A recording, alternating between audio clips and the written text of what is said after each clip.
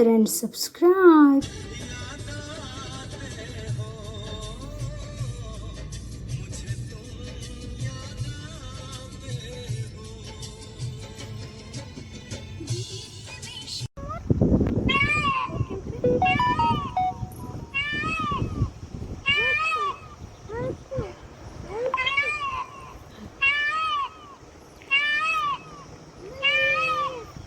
Hello friends, હવે અમે ગધેથડ ગાયત્રી આશ્રમ પહોંચી ગયા છીએ. જો તમે લોકો ઢાક ગણેશજીના મંદિરની મુલાકાત લેવા જાઓ ત્યારે વચ્ચે જ ગધેથડ ગાયત્રી આશ્રમ આવે છે.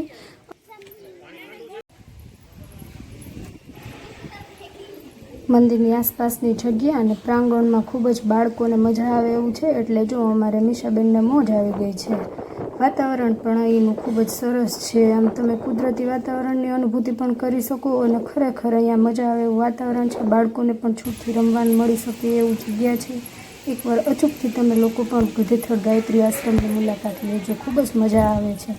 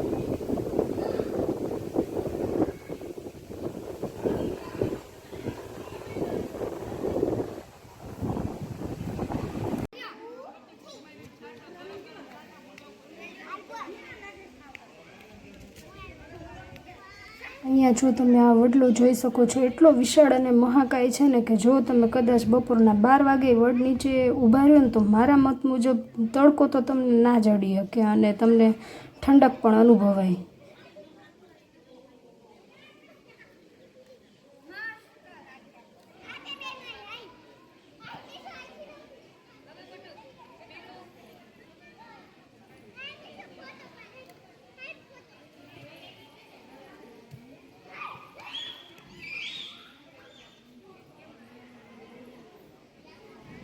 અહીં ગાયત્રી આશ્રમ ભોજનશાળાની પણ વ્યવસ્થા છે. ભોજન ખંડ પણ એટલો ખૂબ વિશાળ છે કે જો કોઈ ભાવિક ભક્ત બપોરના સમયે કે સાંજના સમયે આવ્યા હોય તો તે પ્રસાદી પણ લઈ શકે છે. તમે જોઈ શકો છો ભોજનશાળા પણ ખૂબ જ સુંદર છે અને સ્વચ્છ પણ એટલી જ છે.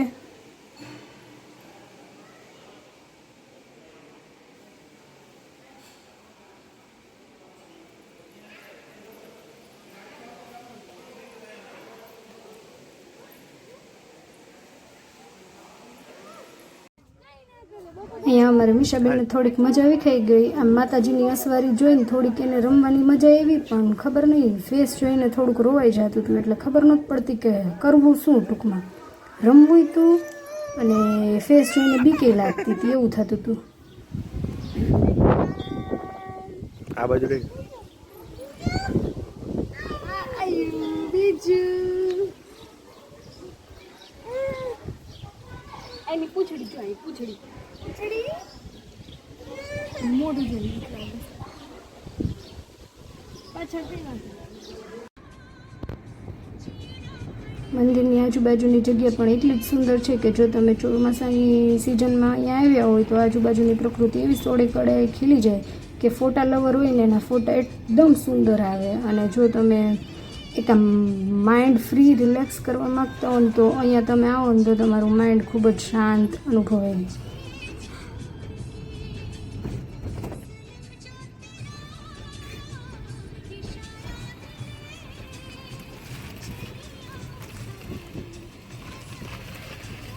બીજા આવા અવનવા વિડીયો જોવા માટે અમારી ચેનલને સબસ્ક્રાઈબ કરવાનું ભૂલશો નહીં અને આ વિડીયો તમને કેવો લાગ્યો એ કમેન્ટમાં જરૂરથી જણાવશો.